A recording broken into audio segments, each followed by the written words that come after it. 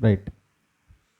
నేటి కోసం ఏర్పాటు చేయబడిన పాఠం దేవునితో స్నేహం చేయడం ఎలా. దేవునితో స్నేహం చేయడం ఎలా.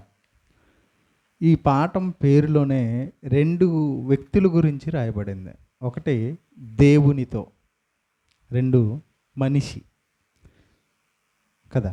దేవునితో మనం స్నేహం చేయడం ఎలా అన్నది ఈ పాఠం అన్నమాట.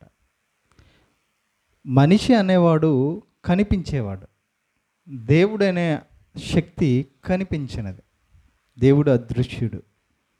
మరి కనిపించని దేవుడు కనిపించే మనిషితో ఏ విధంగా స్నేహం చేస్తాడు, ఎలా చేయగలడు, మనం ఎలా చేయగలం అన్నది ఈ పాఠం. మరి బైబిల్ గ్రంథంలో దేవుడు ఎవరితోనైనా స్నేహం చేశాడా? చేస్తే అది ఎలా సాధ్యమవుతుంది అన్న కొన్ని విషయాలు మనం ఈరోజు బైబిల్ గ్రంథం నుంచి నేర్చుకుందాం. ఈ స్నేహితుల దినోత్సవం అన్నదాన్ని ప్రపంచం ప్రారంభించింది. దాన్నే ఫ్రెండ్షిప్ డే. ఫ్రెండ్షిప్ డే అన్నదాన్ని మొట్టమొదటిగా 1958లో పరాగ్వే అనే దేశంలో వరల్డ్ ఫ్రెండ్షిప్ క్రూసేడ్ సంస్థ ప్రారంభించింది దీన్ని 1958లో. అయితే భారతదేశంలో దీన్ని ఆగస్టు నెల మొదటి ఆదివారమున చేస్తారు. అంటే గత ఆదివారం ఫ్రెండ్షిప్ డే. ఐక్యరాజ్య సమితి అయితే ఇది జూలై 30ని పెట్టింది. ప్రపంచమంతా జూలై 30ని చేసుకోవాలి అని. కానీ మన భారతదేశంలో అయితే ఆగస్టు మొదటి ఆదివారం.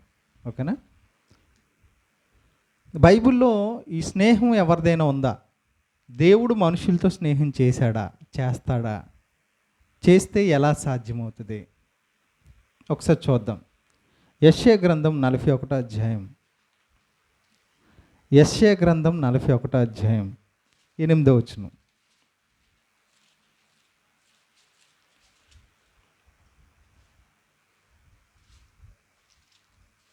యెషయా గ్రంథం 41వ అధ్యాయం 8వ వచనం. నా సేవకుడైన ఇశ్రాయేలు, నేను ఏర్పరచుకున్న యాకోబు, నా స్నేహితుడైన అబ్రహాము సంతానమా, నా స్నేహితుడైన అబ్రహాము సంతానమా అని దేవుడు పిలుస్తున్నాడు ఇశ్రాయేల్ ప్రజల్ని. అంటే దేవుడు ఎవరిని స్నేహితుడు అంటున్నాడు? అబ్రహాము గారు, మనుష్యుడైన ఒక అబ్రహాము గారిని దేవుడు ఏమంటున్నాడంటే నా స్నేహితుడు అంటున్నాడు. మనుషుల మధ్య స్నేహాన్ని మనం చూసాం, కానీ దేవునికి మనుషుల మధ్య స్నేహం బైబిల్లో ఇదే మొదటిది. అబ్రహాం గారితో దేవుని స్నేహం. ఇద్దరు స్నేహితుల మధ్య లేదా ఇద్దరు వ్యక్తుల మధ్య మొట్టమొదటిగా స్నేహం ఎలా ప్రారంభమవుతుందో మనకు అర్థమైతే దేవునితో మన స్నేహం ఎలా ప్రారంభించాలో మనకు అర్థమవుతుంది. రైట్. సమూయేలు మొదటి గ్రంథం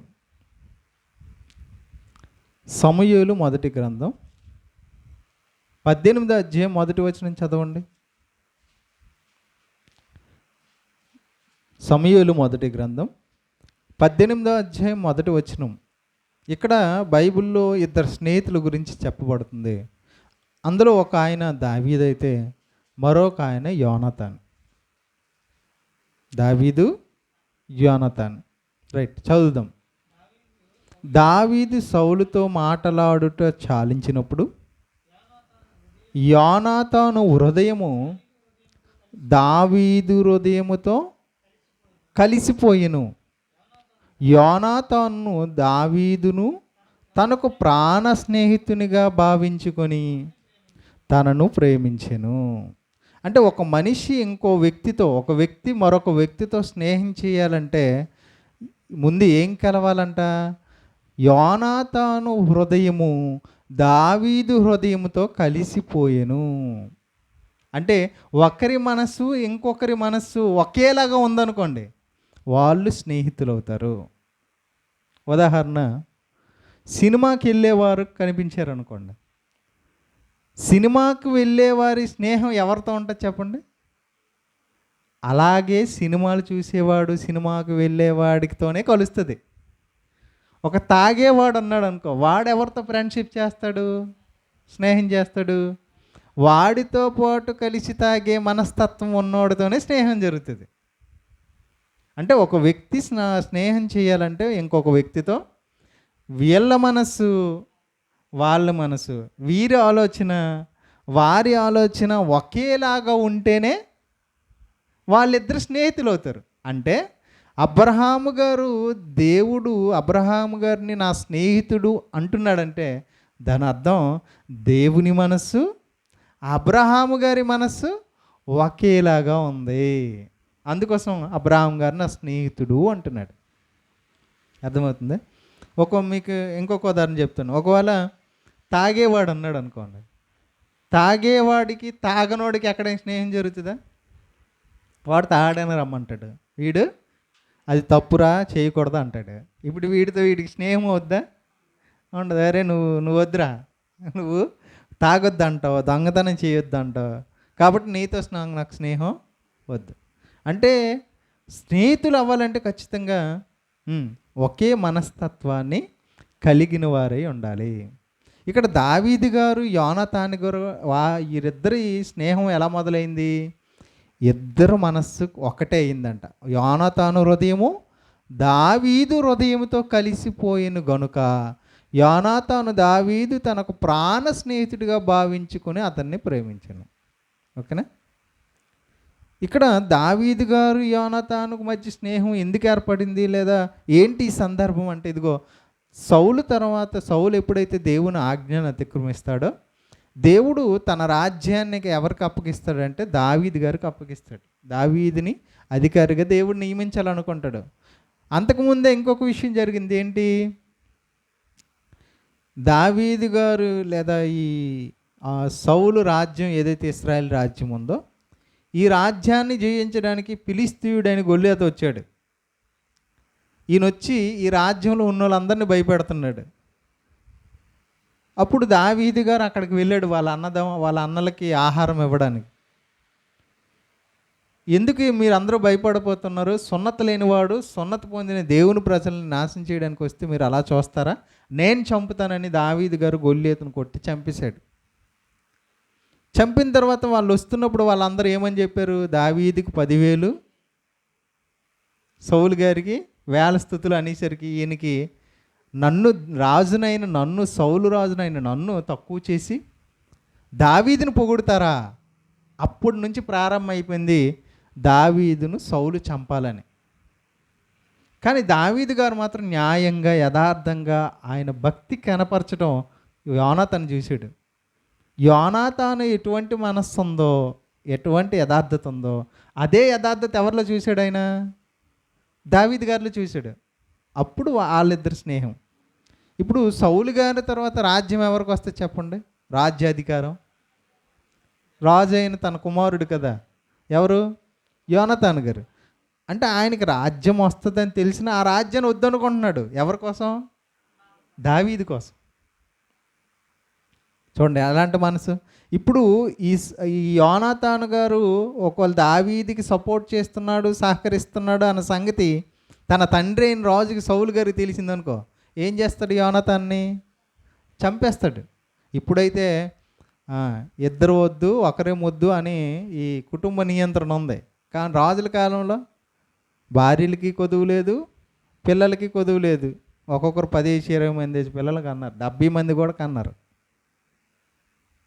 అర్థమవుతుంది? ఆ పిల్లల్లో ఈడొకడు పోతే నష్టమా? కానీ అంటే యోనాతాను గారు ఎలాగనుకున్నారు? నా ప్రాణాలు పోయినా పర్లేదు, దావీదు బతకాలి. అటువంటి మనస్తత్వం ఎవరిదే? యోనాతానుది. అందుకోసం వీరిద్దరు మనసు కలిసింది. ఓకేనా? దావీదు గారు ఇంకెంత మంచి స్నేహితుడు అంటే ఇంకో మాట చూద్దాం. సమూయేలు 2వ గ్రంథం 9వ అధ్యాయం 1వ వచనం.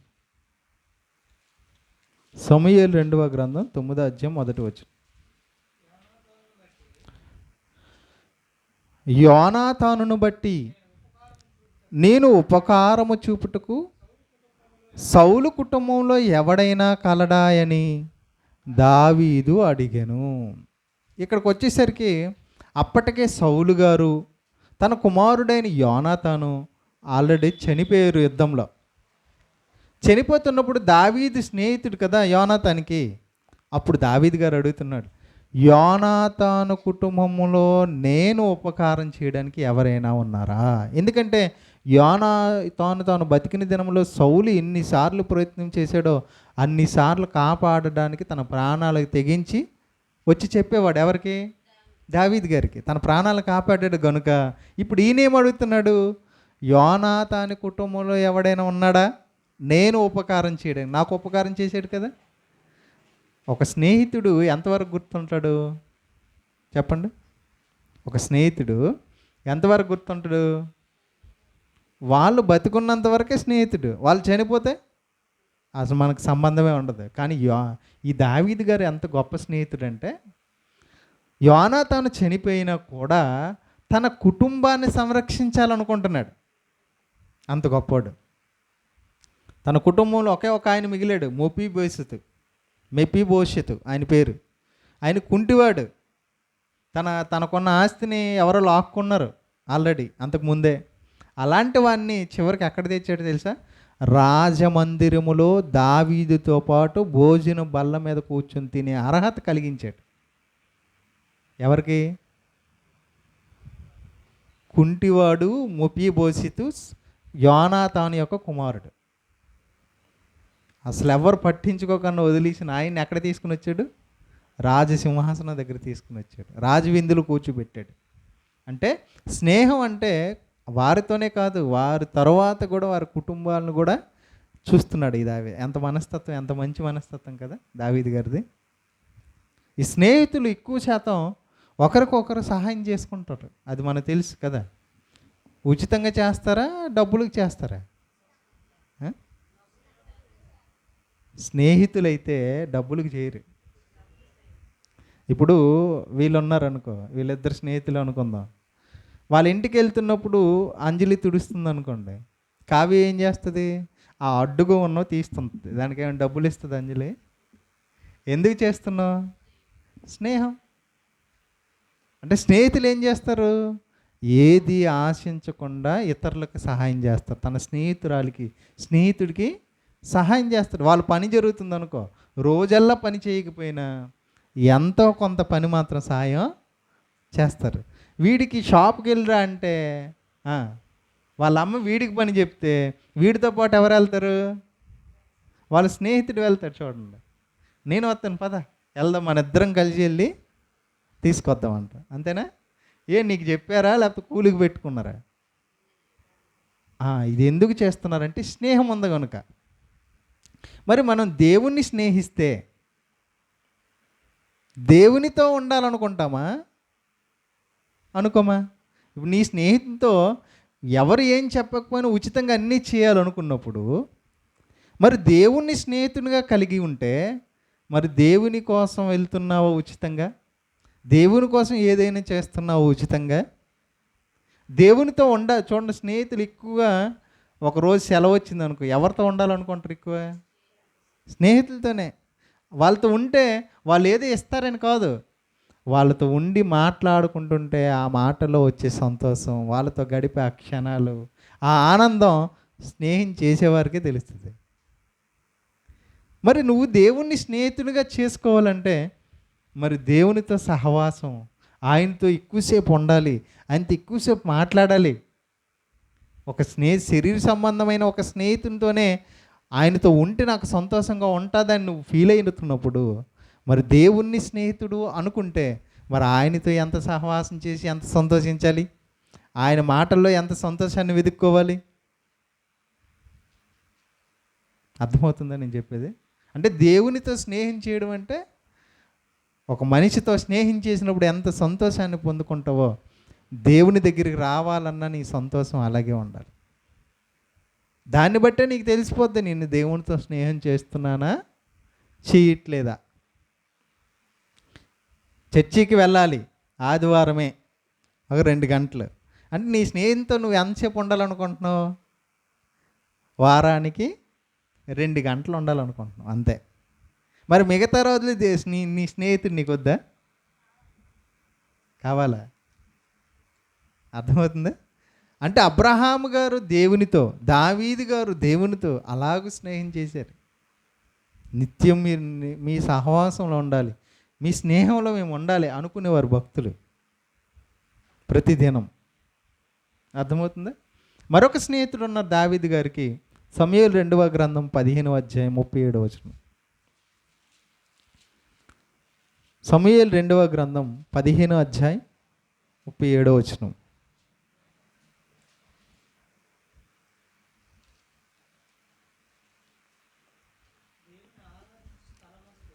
సమూయేలు 2వ గ్రంథం 15వ అధ్యాయం 37వ వచనం. దావీదు స్నేహితుడైన హూషై పట్టణమునకు వచ్చుచుండగా అబ్షాలోమును యెరూషలేము చేరెను. ఇక్కడ ఇంకొక సందర్భాన్ని మనం ఆలోచిద్దాం. ఈ హూషై ఎవరు అంటే దావీదు యొక్క స్నేహితుడు. చూడండి, అదే 15 అధ్యాయం 31వ వచనం చదవండి.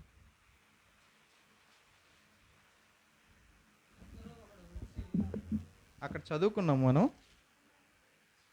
37వ వచనంలోనే దావీదు స్నేహితుడైన హూషై అని చదువుకున్నాం. దావీదుకి మరొక స్నేహితుడు ఉన్నాడు, ఆయన పేరేంటి? హూషై.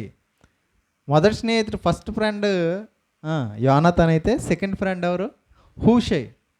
ఈయన ఎలాంటి స్నేహమో మనం చదువుకుందాం. 31 నుంచి, 15 అధ్యాయం 31 నుంచి. అంతలో ఒకడు వచ్చి అబ్షాలోము చేసిన కుట్రలో అహీతోపేలు చేరి ఉన్నాడని దావీదునికి తెలియచేయగా, దావీదు యెహోవా అహీతోపేలు యొక్క ఆలోచన చెడగొట్టమని ప్రార్థన చేశాను. ఓకేనా? ఇక్కడ ఒక సందర్భం జరుగుతుంది. ఏంటి అంటే, అబ్షాలోము అన్నవాడు ఎవరంటే దావీదు కొడుకు. దావీదు కొడుకు ఎవరికి ఎదురు తిరిగాడంటే దావీదుకే, తన తండ్రికే ఎదురు తిరిగి దావీదును పడగొట్టి ఆ సింహాసనాన్ని ఆక్రమించుకోవాలనుకుంటున్నాడు. ఎవరు? అబ్షాలోము. ప్రజలందరినీ సమకూర్చాడు తన వైపు. అంటే దావీదుని చంపాలి, ఇప్పుడు దావీదుని చంపాలి, అది అబ్షాలోము ఉద్దేశం. ఆ పక్కన తనకు ఐడియా చెప్పే మంత్రి ఎవరో తెలుసా? అహీతోపేలు. ఎవరైనా? అహీతోపేలు. ఈ అహీతోపేలు చెప్పిన ఆలోచనలు ఎలాంటివంటే బైబిల్ గ్రంథంలో రాయబడింది, ఒక దేవుడు ఒక ఆలోచన చెప్తే ఎంత గొప్పగా ఉంటుందో అహీతోపేలు చెప్పే ఆలోచన అంత జ్ఞానవంతం అన్నమాట. దేవుడే చెప్పాడు అంటారంట. అలాంటి మంత్రి అనమాట ఎవరు? ఈ అహీతోపేలు. దావీదుకు మంత్రిగా ఉండేవాడు ఈయన. ఎప్పుడైతే దావీదు అధికారం పోతుంది, త్వరలో మన అబ్షాలోము గారు రాజు అవుతారు, ఎప్పుడైనా దావీదు పోయిన తర్వాత అబ్షాలోము దగ్గర కదా రాజ్యం, కాబట్టి దావీదును వదిలేసి మనం ఎవరి దగ్గరికి వెళ్ళిపోదాం? అబ్షాలోము దగ్గరికి వెళ్ళిపోదాం అని అబ్షాలోముకి మంత్రిగా ఏం చేస్తున్నాడు. అయితే ఇప్పుడు ఆలోచనలంతా ఏంటి? దావీదును చంపాలి. ఎలా చంపాలి? ఇప్పుడు ఐడియాలు చెప్తున్నాడు. ఎవరు? అబ్షాలోము గారికి, రాజు అయిన అబ్షాలోము గారికి అహీతోపేలు సమాధానం చెప్తున్నాడు, లేదా ఐడియాలు చెప్తున్నాడు. ఏంటి ఐడియా చూడండి. ఐడియాలు చెప్తున్నాడంట. అంతలో ఒకడు వచ్చి అబ్షాలోము చేసిన కుట్రలో అహీతోపేలు చేరి ఉన్నాడని దావీదునికి తెలియజేయగా, దావీదు యెహోవా అహీతోపేలు యొక్క ఆలోచన చెడగొట్టమని ప్రార్థన చేశాను. ప్రార్థించే, దేవా ఆయన యొక్క ఆలోచన చెడగొట్టండి, అహీతోపేలు ఆలోచన చెడగొట్టండి అని ప్రార్థన చేయడమే కాకుండా ఇంకొక ఐడియా దావీదు గారు వేసారు. ఏంటి చూడండి ఒకసారి, 32వ వచనం.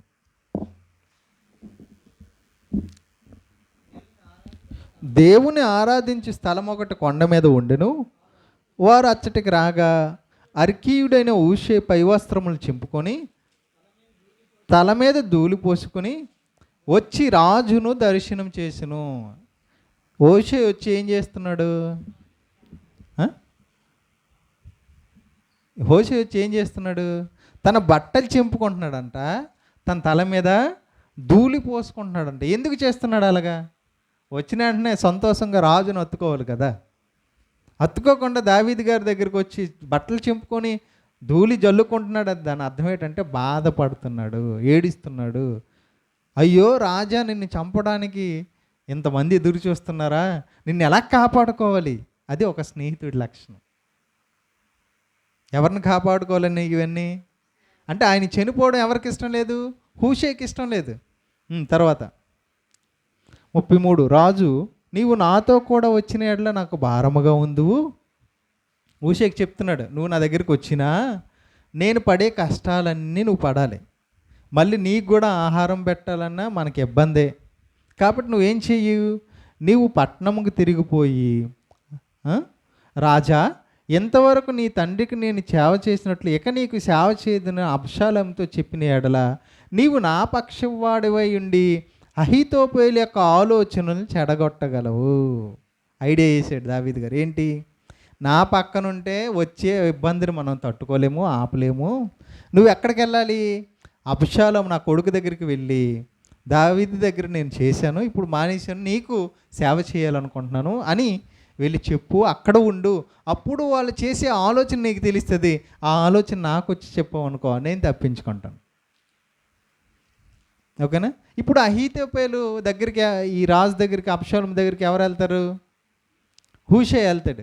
హూషై వెళ్ళిన తర్వాత ఆ రాజు ఈయన్ని ఊరకుండాస్తాడా? ఆయన ఎక్కడి నుంచి వచ్చాడో తెలుసా తెలీదా? తెలుసు. ఇప్పుడు హూషైని రాజు చంపేయచ్చు, బతికించవచ్చు. ఎవరి చేతిలో ఉంది? అబ్షాలోము చేతిలో ఉంది. కానీ వాటన్నిటిని తెగించి కూడా, అంటే చావైనా సిద్ధమే, చచ్చిపోవడానికైనా నేను రెడీ అనుకొని అబ్షాలోము దగ్గరికి హూషై బయలుదేరాడు. అంటే స్నేహితుడి కోసం అవసరమైతే ప్రాణాలైనా ఇస్తాను. అదే మాట యేసుక్రీస్తు చెబుతున్నాడు. ఒకసారి చూడండి, యోహాను సువార్త 15:13. యోహాను సువార్త 15:13. బైబిల్ తీసి చదవండారా మీరు? చదువు రానోళ్ళు గలగొంటున్నారు ఏంటి? ప్రతి వారం చెప్తుండాలి మీకు. యోహాను సువార్త 15:13.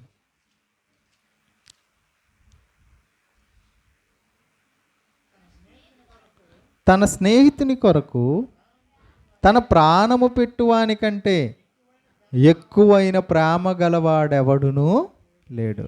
అంటే స్నేహితుడు అంటే ప్రాణాలు సహితం పెట్టడానికి సిద్ధమవుతారు. ఓకేనా? రైట్. ఇక్కడ వెళ్ళాడో లేదో ఒకసారి చూద్దాం. సమూయేలు 2వ గ్రంథం 15వ అధ్యాయం 35వ వచనం.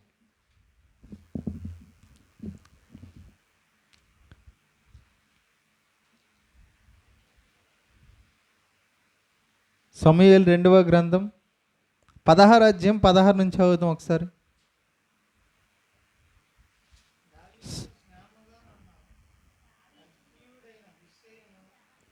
దావీదుతో స్నేహముగానున్న అర్కీయుడని హూషై అతడు అబ్షాలోము వద్దకు వచ్చి అతన్ని దర్శించి రాజు చిరంజీవి యగునుగాక, రాజు చిరంజీవి యగునుగాక అని పలుకగా. అంటే వచ్చాడా? దావీదు మాట విని తన స్నేహితుని రక్షించుకోవడం కోసం ఎవరి దగ్గర చేరాడు? ఏ రాజు అయితే దావీదుని చంపాలనుకున్నాడో ఆ దావీదు రాజు కుమారుడి దగ్గరికి వచ్చాడు. చూడండి, ఎంత ధైర్యం ఉండాలి అలాగే వెళ్ళాలంటే. వచ్చేయమన్నాడు, రాజు చిరంజీవి అగునుగాక అని చెప్తున్నాడు. తర్వాత ఏమన్నాడు? 17వ వచనం. అబ్షాలోము అంటున్నాడు, నీ స్నేహితునికి నీవు చేయు ఉపకారం ఇంతేనా? నీ స్నేహితుతో కూడా నీవు వెళ్ళకపోతేవేమని అతను అడుగుగా, అబ్షాలోము ఏమన్నాడు?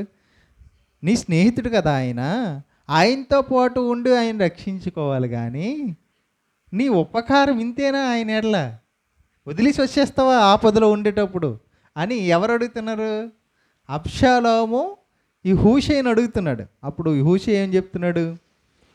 18వ వచనం. హూషై యెహోవాయును ఈ జనులను ఇశ్రాయేలీయులందరూ ఎవని కోరుకుందురో నేను అతని వాడినగుదును, అతని యొద్దనే ఉందును అన్నాడు. గొప్ప తెలివైన సమాధానం చెప్పాడు తెలుసా? ఏంటా తెలివైన సమాధానం? యెహోవాయును ఈ జనులను ఇశ్రాయేలు అందరూ ఎవరిని కోరుకుంటున్నారు రాజుగా ఉండాలని? అబ్షాలోమును కోరుకోవట్లేదు.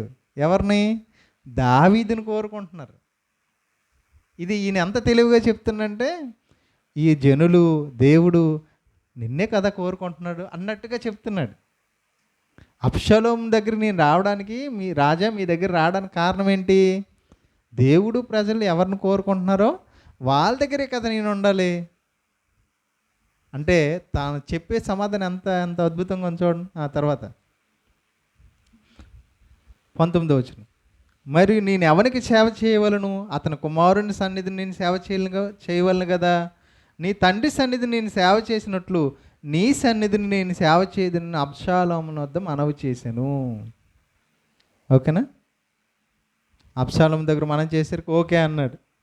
ఆ మాటను బట్టి దేవుడే నన్నే ఎంచుకుంటున్నాడా, తన ప్రజలు కూడా నన్నే కోరుకుంటున్నారా, అయితే రా అని పిలిచాడు హూషేని.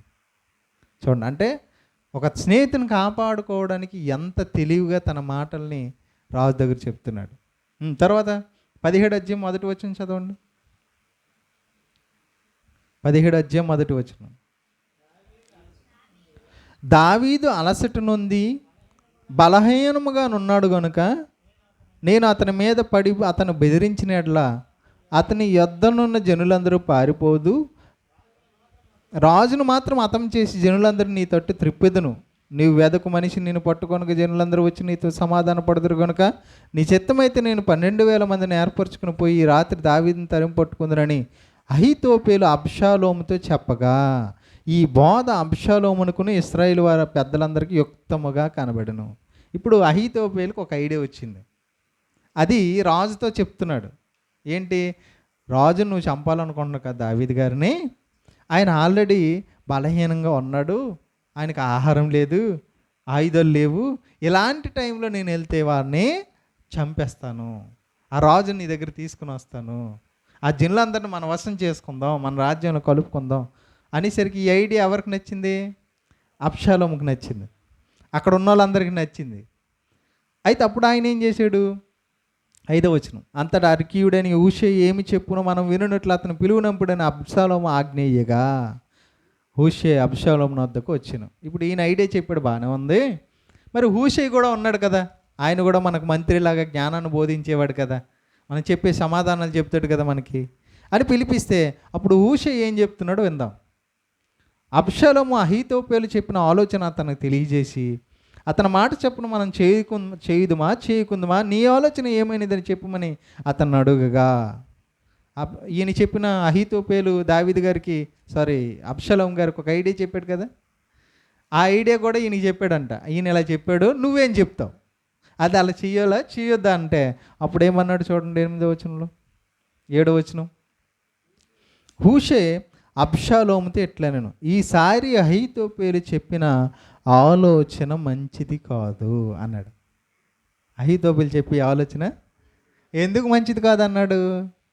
ఒకవేళ మంచిదే అన్నాడు అనుకో, వీళ్ళు ఏం చేస్తారు? దావీదుని చంపేస్తారు. మరి దావీదుని చంపించడానికి వచ్చింది ఎక్కడికి? కాపాడడానికి. మరి ఎలా కాపాడాలి? ఇప్పుడు ఈయన ఒక ఐడియా చెప్తున్నాడు చూడండి 8వ వచనం, నీ తండ్రియు అతని పక్షమున ఉన్నవారు మహాబలాఢ్యులనియు అడవిలో పిల్లలను పోగొట్టుకుని ఎలుగుబంట్లు వారై రేగిన మనస్సుతో ఉన్నారనియు నీకు తెలియను, మరియు నీ తండ్రి యుద్ధమునందు ప్రవీణుడు. చెప్తున్నాడు, భయపెడుతున్నాడు. దావీదు అంటే ఏమనుకున్నావు? బలహీనుడు అనుకుంటున్నావా? చంపేద్దామనేసి అహీతోపేలు చెప్పినట్టు చేసేద్దాం అనుకుంటున్నావా? ఆయన ఎలాంటోడో తెలుసా?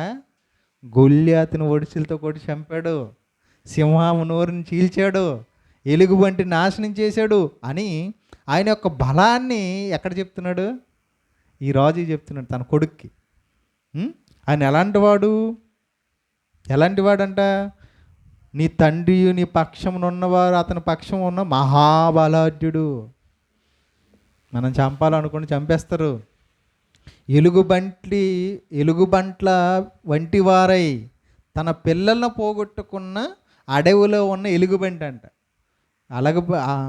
అడవిలో ఉన్న ఎలుగుబంటి తన పిల్లలు కోల్పోయింది అనుకో, పట్టించుకోదు ఇంక దేన్ని. ఎవరు కనిపిస్తే వాళ్ళని చంపుకొని వెళ్ళిపోద్ది. ఎవరు? అడవిలో ఉన్న ఎలుగుబంటి. అలాంటి వారు మీ మీ తండ్రి ఆయనతో ఉన్న మహాబలాఢ్యులు, జాగ్రత్త అని చెబుతూ, అతడు జనులతో కూడా బస చేయడు, అతడు ఏదో ఒక గుహ యందో మరి ఏ స్థలంలో దాగి ఉండును కాబట్టి నీ వారిలో కొందరు యుద్ధారంభమందు కోలగా చూసి జనులు వెంటనే ఆ సంగతిని బట్టి అబ్షాలోము పక్షంలో ఉన్నవారు ఓడిపోయారని చెప్పుకుందరు. అంటే ఇక్కడ ఐడియా చెప్తున్నాడు.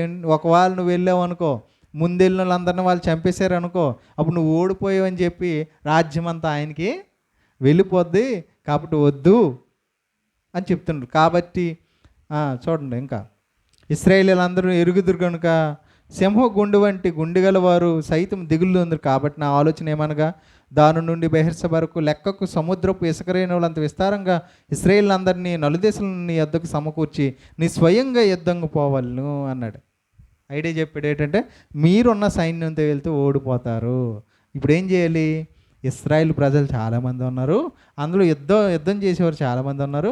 అలాగే వాళ్ళందరినీ పిలిపించి వాళ్ళకి యుద్ధం నేర్పించి అప్పుడు యుద్ధంకి వెళ్ళు అన్నాడు. అప్పటి వరకు దావీదు అక్కడ ఉంటాడు ఏంటి అంటే, ఈయన ఐడియా చెబుతున్నాడు, అవతల దావీదుని రక్షిస్తున్నాడు. అంటే స్నేహితుడు అంటే ఆ విధంగా ఉండాలి.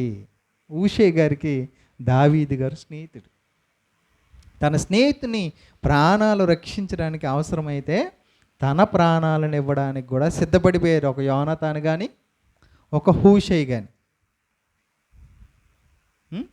ఇదే మాట చూడండి ఒకసారి, సామెతల గ్రంథం 17వ అధ్యాయం 17వ వచనం. సామెతల గ్రంథం 17వ అధ్యాయం 17వ వచనం. నిజమైన స్నేహితుడు విడువక ప్రేమించును, దుర్దశలో అట్టివాడు సహోదరుడుగా ఉండును. నిజమైన స్నేహితుడు ఏం చేస్తాడంట? విడువక ప్రేమిస్తాడు. అంటే పరిస్థితులు బట్టి మారిపోయేవాడు స్నేహితుడు అయి ఉండకూడదు. దుర్దశలు అంటే డబ్బు ఉండేటప్పుడు, మంచిగా ఉండేటప్పుడు ఎవడైనా స్నేహం చేస్తాడు. కానీ ఏమీ లేకపోయినా, పరిస్థితి బాగోపోయినా, అనారోగ్యంతో ఉన్నా కూడా నీ స్నేహాన్ని చూపించాలి. అలాంటి వాడు నిజమైన స్నేహితుడు. ఉన్నప్పుడు అందరూ వచ్చి తీసుకుంటారు, ఏవి లేవని తెలిసి కనుక ఎవ్వడు రాడు. ఎందుకు? ఎవడైనా వస్తే మళ్ళీ నువ్వు వాడికి అప్పు అడుగుతావేమో అని భయం. అలాంటి వాడు స్నేహితుడు కాదు. స్నేహితులు నిజమైన వారు కాదు. ఎప్పుడు తెలిసిపోద్ది తెలుసా? ఇలాంటప్పుడు తెలిసిపోద్ది ఆవిడ ఎలాంటోడో, మంచోడో చెడ్డోడో. మనం కూడా దేవునికి స్నేహితులం. మనం కూడా దేవునికి స్నేహితం. మరి దేవుని పిల్లలందరూ నాశనానికి వెళ్ళిపోతున్నారు. దేవుడు బాధపడుతున్నాడు. మరి ఆయన బాధపడుతుంటే ఆ బాధలో నువ్వు సుఖంగా ఉండగలవా? దేవుడు మన స్నేహితుడైనప్పుడు ఆయన బాధలో ఉన్నాడని, ఆయన చంపడానికి వస్తున్నారని దావీదు కోసం హూషై తన ప్రాణాన్ని తెగించాడే. మరి దేవుడు చాలా బాధలో ఉన్నాడు. ఎందుకు? మనుషులందరూ ఏమైపోతున్నారు? నాశనానికి వెళ్ళిపోతున్నారు. చూడండి, ఆదికాండం 6వ అధ్యాయం, ఆదికాండం 6వ అధ్యాయం 5వ వచనం నుంచి చదవండి. 5-6 వచనాలు. ఆదికాండం 6వ అధ్యాయం 5 నుంచి 6 వచనాలు. నరుల చెడుతనం భూమి మీద గొప్పదనియు, వారి హృదయం యొక్క తలంపుల్లోని ఊహాంతి ఎల్లప్పుడూ కేవలం చెడ్డదనియు యెహోవా చూచి తాను భూమి మీద నరులను చేసినందుకు యెహోవా సంతాపము నొంది తన హృదయములో నొచ్చుకునెను. అంటే దేవుడు ఏం చేసి అక్కడ పరలోకమందున్న దేవుడు బాధపడుతున్నాడంట. మరి తన స్నేహితులుగా ఉన్న మనం, ఒకవేళ మన స్నేహితులమైతే, తండ్రి బాధపడుతున్నప్పుడు, దేవుడు బాధపడుతున్నప్పుడు, మన స్నేహితుడు బాధపడుతున్నప్పుడు, మరి మనం భూమి మీద బాధపడుతున్నామా ఆయన కోసం బాధపడడం అంటే ఏంటి? ఒక మనిషిని రక్షించడానికి, ఒక మనిషిని కాపాడడానికి దేవుని మాటలు బోధిస్తే వాళ్ళు రక్షింపబడితే ఎవరు సంతోషిస్తారు? ఒక మనిషి భూమి మీద మారు మనసు పొందితంట పరలోకమందు దేవదూతలు ఎదుట దేవునికి సంతోషం. అంటే దేవుడు, నీ తండ్రి, నీ స్నేహితుడు సంతోషించాలంటే ఆయన మనసు నీ మనసుతో కలిస్తే నువ్వేం చేస్తావు? ఆయన బాధపడితే నువ్వు బాధపడతావు, ఆయన సంతోషిస్తే నువ్వు సంతోషిస్తావు. ఆయనకి బాధ ఎప్పుడు? ఒక మనిషి చనిపోయి నరకానికి వెళ్ళిపోతే. ఆయనకి సంతోషం ఎప్పుడు? ఒక మనిషి మార్పు చెంది క్రీస్తుని అంగీకరిస్తే, రక్షింపబడితే ఆయనకి సంతోషం.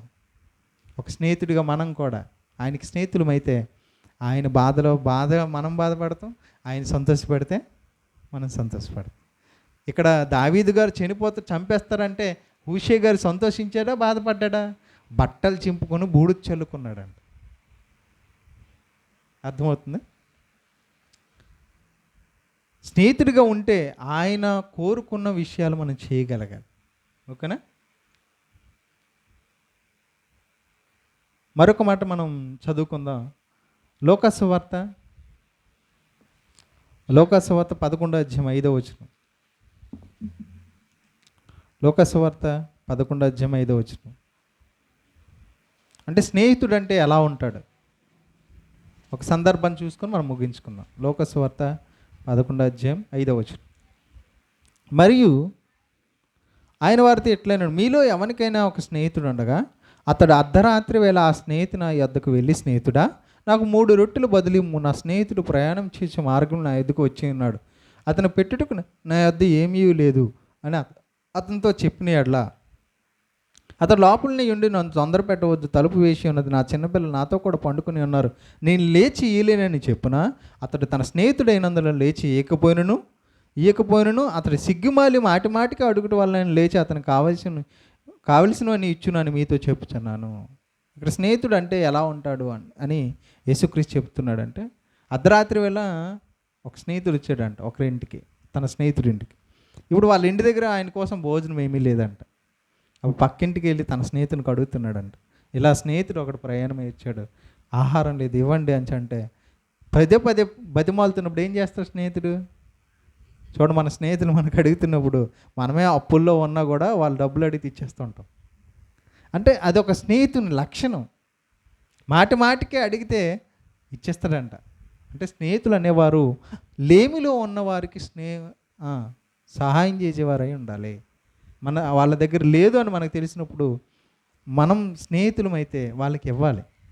మరి దేవుడు కూడా మనకు స్నేహితుడు కాబట్టి మనం ఏది కావాలో మనం అడగకుండానే మనం ఊహించిన వాటిని కూడా దేవుడు మనకి ఇస్తున్నాడా, ఇవ్వట్లేదా? మనం అడగట్లేదు, అది మనకు వస్తుందని ఊహే లేదు మనకి. అయినా కూడా దేవునికి మన స్నేహితులం కనుక ఆయన చేయాల్సిన పనులన్నీ ఆయన చేస్తున్నాడు. అవునా కదా? ఇదే మాట ఐపీసీ పత్రిక 3:20 రాసి ఉంటుంది. ఏమని అంటే, అడుగు వాటన్నిటికంటేను ఊహించు వాటన్నిటికంటే అత్యధికంగా దయచేయగలవాడు. అడుగు వాటన్నిటికంటేను ఊహించు నువ్వు అడిగేదానికంటే ఎక్కువ, ఊహించేదానికంటే ఎక్కువ ఎవరిస్తారు? దేవుడు. ఎందుకంటే నిన్నేమనుకుంటున్నాడంటే నా స్నేహితుడు అనుకుంటున్నాడు. చూడండి, ఆ మాట చదివి మనం ముగిద్దాం. యోహాను సువార్త 15 యోహాను సువార్త 15:13 నుంచి. యోహాను సువార్త 15:13 నుంచి 16 వచనాలు. తన స్నేహితుల కొరకు తన ప్రాణం పెట్టువానికంటే ఎక్కువైన ప్రేమ గలవాడు ఎవడనూ లేడు. అందుకోసమే యేసు మనల్ని ప్రేమించాడు కనుకనే తన ప్రాణాలను పెట్టడానికి కూడా వెనుక తీయలేదు. ఎందుకు? మన స్నేహితులు అని ఆయన అనుకున్నాడు కనుక. మరి మనం దేవునికి స్నేహితులైతే మనం కూడా అవసరమైతే ప్రాణం పెట్టే స్థాయికి వెళ్ళాలి, ప్రజల కోసం, దేవుని పిల్లల కోసం. ఓకేనా? ఇంకా చదువుదాం. ఎప్పుడు దేవునికి స్నేహితులు అవుతాం మనం? నేను మీకు ఆజ్ఞాపించి వాటిని చేసిన ఎడల మీరు నా స్నేహితులై ఉందురు. అంటే దేవునితో స్నేహం చేయడం అంటే దేవుని మనసు ఏంటో మన మనస్సు కూడా అలాగ మారిపోవాలి. అలా మారాలంటే దేవుడు చెప్పిన ప్రతి దాన్ని మనం చేస్తున్నప్పుడు మనం ఎవరికి స్నేహితులు అవుతాం? దేవునికి స్నేహితులు అవుతాం. అదే మాట చెప్పాడు చూడండి, 14 వచనం మళ్ళొకసారి చదువుదాం. నేను మీకు ఆజ్ఞాపించు వాటిని చేసిన ఎడల చేస్తే మీరు నా స్నేహితులు. చేయకపోతే మరి దేవునికి మన స్నేహితులమా కాదా? స్నేహితులమైతే ఆయన చెప్పినట్లుగా చేయాలి. దేవునితో స్నేహం చేయడం ఎలా? ఆయన వాక్యాన్ని పాటించడమే దేవునితో స్నేహం చేయడం. ఆయన ఎప్పుడు సంతోషిస్తాడు, ఎప్పుడు బాధపడతాడు, అదే బాధ, అదే సంతోషం, ఆ మనస్సు నీకుంటే నువ్వు కూడా దేవునికి స్నేహితుడివే. మన స్నేహితుడు ఎలాంటి వాడంటే చాలా గొప్పోడు. మన స్నేహితుడు చాలా గొప్పోడు. ఎందుకు చెప్తున్నానంటే, సమాజంలో ఉన్న స్నేహితులు ఒక మనిషిని స్నేహం చేసుకోవాలంటే ఎలాంటి వారిని చేసుకుంటారు? వీళ్ళు ఏది చేసినా అది తప్పు అని చెప్పనోడిని స్నేహం చేసుకుంటారు. దొంగతనంకి వెళ్తాను అనుకో, దొంగతనం తప్పు అన్నవాడితో స్నేహం చేస్తారా? పదరా వెళ్ళి తెచ్చుకుందాం మంచిగా తిందాం అనుకున్న వాడితో స్నేహం చేస్తారా? దొంగతనం చేసేవాడికే ఇంకో దొంగ స్నేహితుడు అవుతాడు కదా. అలాంటి వాడిని దేవుడు స్నేహితుడు అనట్లేదు. ఎలాంటి వాడిని స్నేహితుడు అంటున్నాడు? సామెతల గ్రంథం 27:6 చూడండి. దేవుడు ఎంత మంచి స్నేహితుడో ఆ మాట చదువుదాం. సామెతల గ్రంథం 27:6. సామెతల గ్రంథం 27:6. మేలును కోరి స్నేహితుడు గాయములు చేయును, పగవాడు లెక్కలేని ముద్దులో పెట్టును. మేలు కోరే స్నేహితుడు ఏం చేస్తాడంట? గాయాలు చేస్తాడంట. అంటే ఏది మంచిదో, ఏది చెడ్డదో, ఏది చెయ్యాలో, ఏది చేయకూడదో మనం చేస్తున్నప్పుడు వారికి కనిపిస్తే వాళ్ళు ఏం చేస్తారు? వెంటనే ఇది తప్పురా, ఇది చేయకూడదు అనేవాడే నిజంగా స్నేహితుడు. దాన్ని జరగకుండా ఆపేవాడే నిజమైన స్నేహితుడు. దేవుడు ఆ విషయంలో ఎన్ని ఆజ్ఞలు ఇచ్చాడు మనకి. బాబు నువ్వు అబద్ధం ఆడకూడదు, దొంగతనం చేయకూడదు, వ్యభిచారం చేయకూడదు, నరహత్య చేయకూడదు, ఇతరులను ప్రేమించాలి, ఇతరులకు సహాయం చేయాలి. ఇలాంటి ఆజ్ఞలు ఎన్ని చెప్పాడు దేవుడు? అంటే మేలు కోరి స్నేహితుడు ఎవరు చెప్పండి మనకి? దేవుడు అండి. పగవాడు లెక్కలేనని ముద్దులు పెడతాడంట. అంటే నీ దగ్గర ఉండేటప్పుడు నువ్వు ఏది చెప్తే అది చేస్తాడు, కానీ అవన్నీ నువ్వు దాన్ని ఏమనుకుంటావు అంటే నేనంటే నా ఫ్రెండ్కి ఎంత ఇష్టమో అనుకుంటావు. కానీ ఇవన్నీ బయటికి వెళ్ళి వాడే చెప్తుంటాడు అందరికీ. ఒరే వాడు ఎలాంటోడో తెలుసా, వాడు మొన్న అలాగూ చేశాడు తెలుసా, ఇలా చేశాడు తెలుసా. నువ్వు తప్పు చేసినప్పుడు నీతో సహకరిస్తాడు, తప్పు జరిగిపోయిన తర్వాత నీ గురించి చెడ్డగా ప్రచారం చేసేవాడు కూడా వాడే. మనం ఎవరు నమ్ముతాం? మనం మేలు కోరి మంచి మాటలు చెప్పేవాడిని నమ్ముతామా? మనతో పాటు మనం చేసే ప్రతి పనికి సహకరించేవాడిని చెప్తామా? వాడితో స్నేహం చేస్తామా? చెప్పండి. మనతో ఎవరు సహకరిస్తే వారితోనే చేస్తాం. కానీ దేవుడు అలాగొద్దంటున్నాడు. మేలు కోరేవాడు ఉంటాడు చూడండి, వాడితో స్నేహం చేయండి, మీ జీవితం కూడా మేలుగా ఉంటుంది. ఆ విషయంలో నేనే నెంబర్ 1, నాతో స్నేహం చేయండి అంటున్నాడు దేవుడు. ఓకేనా? ప్రార్థన చేసుకుందాం. అయ్యా అయ్యగారు రికార్డింగ్ కాకుండా